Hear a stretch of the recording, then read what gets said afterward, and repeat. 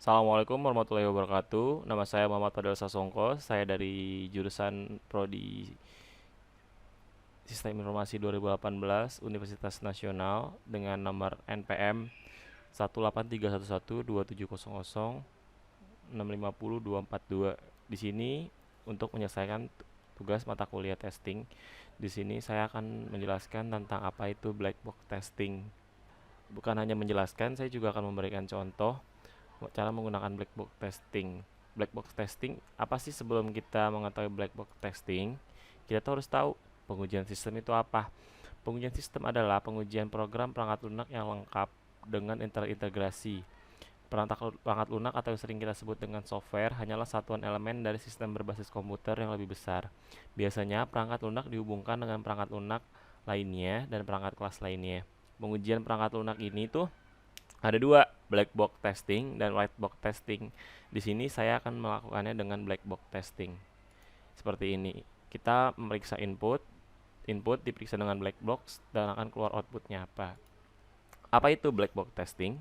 Black box testing atau yang disebut dengan sebutan pengujian fungsional merupakan metode pengujian perangkat lunak yang digunakan untuk menguji perangkat lunak tanpa mengetahui struktur internal code atau program.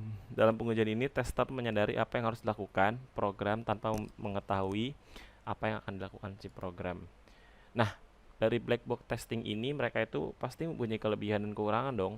Kelebihan dari black box testing yaitu efisien untuk segmen kode besar, akses kode tidak diperlukan, pemisahan antara perspektif pengguna dan pengembang. Kelemahan black box testing yaitu cakupan terbatas. Jadi itu kayak dia itu terbatasnya itu kita hanya melakukan testing di bagian luarnya saja, tidak membongkar bagian programnya. Pengujian ini tidak efisien karena keberuntungan tester dari pengetahuan tentang perangkat lunak internal. Nah, di sini saya akan menggunakan dua macam pengujian. Yang pertama itu menggunakan decision table dan yang kedua itu menggunakan catalog recorder. Nah, untuk decision table ini ialah metode digunakan untuk membangun satu set lengkap uji tanpa menggunakan struktur internal dari program tersebut. Dalam rangka menciptakan uji kasus, kita menggunakan tabel untuk mengandung nilai-nilai input, output dari sebuah program. Membuat tabel keputusan. Ketika membuat tabel perawatan keputusan harus dibuat ketika memiliki stub anda kondisi dan juga jenis tabel keputusan yang Anda buat. Limited entry tabel keputusan lebih mudah untuk membuat dari tabel entry diperpanjang. Nah, di sini saya sudah membuat decision table-nya. Yang diuji itu adalah software bank darah. Nah, ini software bank darahnya tertanggal 22 April. Nah, di sini saya mempunyai 6 pengujian. Yang pertama itu halaman user donor. Nah, kita langsung mulai aja berarti ya. Yang pertama itu eh, karena ini harus login, kita masuk ke ini ke halaman login admin. Memasukkan yang pertama itu kita akan memasukkan username admin dengan password yang salah. Di sini saya udah men-set passwordnya itu password saya dan yang diharapkan itu bisa masuk ke dalam web admin invalid detail. Oh, kita masukin yang salah dulu ya, berarti bukan yang benar dulu untuk mengetahui apakah hasilnya itu bakal invalid detail ataukah bisa masuk ke dalam web. Nah, di sini username itu admin, passwordnya itu misalnya kita asal. Nah, di sini menghasilkan invalid details yang berarti sesuai harapan saya gitu loh. Nah, berarti di sini kita akan masukkan valid. Nah, untuk yang kedua, halaman login admin memasukkan username admin dengan password yang benar. Dan yang diharapkan itu kebalikannya, bisa masuk ke dalam web admin dan selanjutnya eh, yang tidak diharapkan itu detail. Passwordnya itu udah saya set sesuka saya. Nah, ini kita masuk ke dalam software database software Blood Bank and Donor Management System. Nah, ini tuh saya menggunakan software bank darah dan donor management system. Jadi di sini tuh di aplikasi ini kita mencari pendonor untuk mendonorkan darahnya. Tapi kita tidak menyediakan kita tidak menyediakan pendonoran, tapi kita hanya menyediakan data bagi siapa yang ingin mendonor dan siapa yang ingin mencari darah gitu loh. Nah, di sini saya sudah memiliki 6 jenis darah gitu loh. Ada kalian tahu kan beberapa jenis darah. Terus registered blood group. Nah, ini tuh orang-orang yang udah pendonor gitu. Ini pendonor-pendonor yang udah saya masukkan. Dan total orang yang mencari untuk mencari darahnya itu 0. Nah, berarti tadi untuk masuk ini berarti valid dong, valid. Nah, berarti kita langsung masuk ke halaman donor darah, memasukkan data ke dalam form calon pendonor yang diberi. Nah, ini add donor. Nah, ini tuh untuk memasukkan pendonor baru gitu loh. Sebenarnya sih ini juga ada di web itunya dia gitu loh. Nah, sebentar. Nah ini. Nah, ini untuk yang ini gitu loh, become a donor. Tapi kita menggunakan admin. Jadi kita ingin memasukkan calon pendonor gitu loh. Misalnya di sini namanya Cynthia, namanya Luciana. Nomor teleponnya misalnya 086755. Nah, ini untuk nomor teleponnya dia. Nah, tadi kan yang ingin kita tes memasukkan data ke form calon pendonor yang diberi tanda bintang tanpa ada yang kosong. Nah, form akan masuk dan data akan masuk ke database. Form ditolak harus mengisi bagian yang diberi bintang. Itu yang diharapkan itu akan jadi kita ini diisi semua gitu loh. Nah, di sini kita masukin misalnya di sini luciana@gmail.com, umurnya 19 tahun, gendernya perempuan, blood groupnya itu misalnya dia punya darah O. Nah, address ini untuk mengetahui di mana lokasi tinggal si pendonor itu gitu loh. Misalnya di sini di Jakarta Timur, Pinangranti. Message-nya itu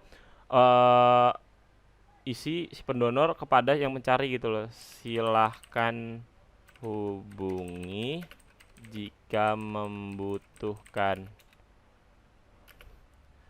Nah, karena di sini tadi kita mengharapkan masukkan data tanpa ada yang kosong, ini udah diisi semua. Save change.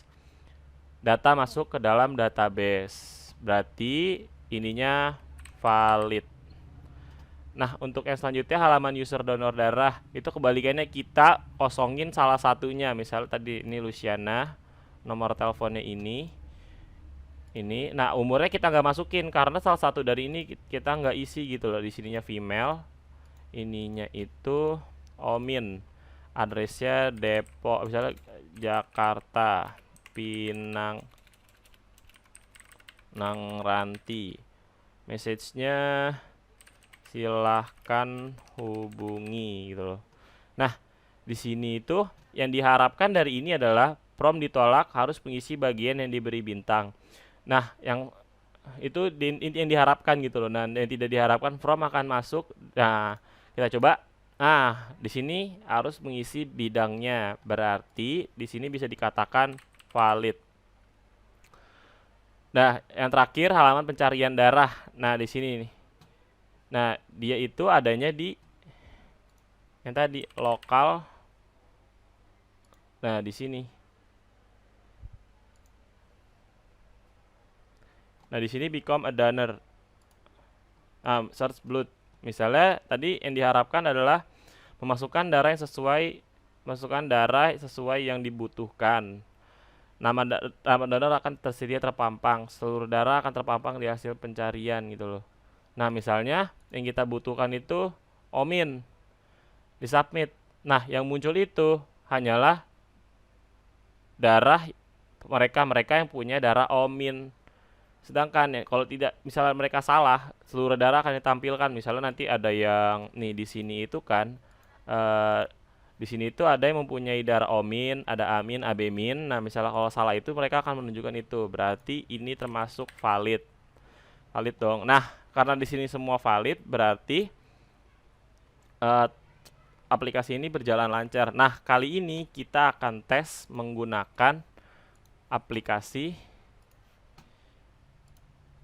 Catalan Recorder.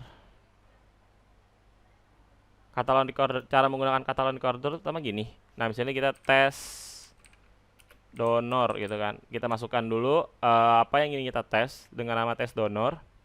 Nah, setelah ini udah masuk, Kita harus pencet record untuk merecord apa aja, semua yang kita lakukan di sini gitu loh. Misalnya record nih, kita masukin ya kan, admin, masukin passwordnya. Nah di sini udah.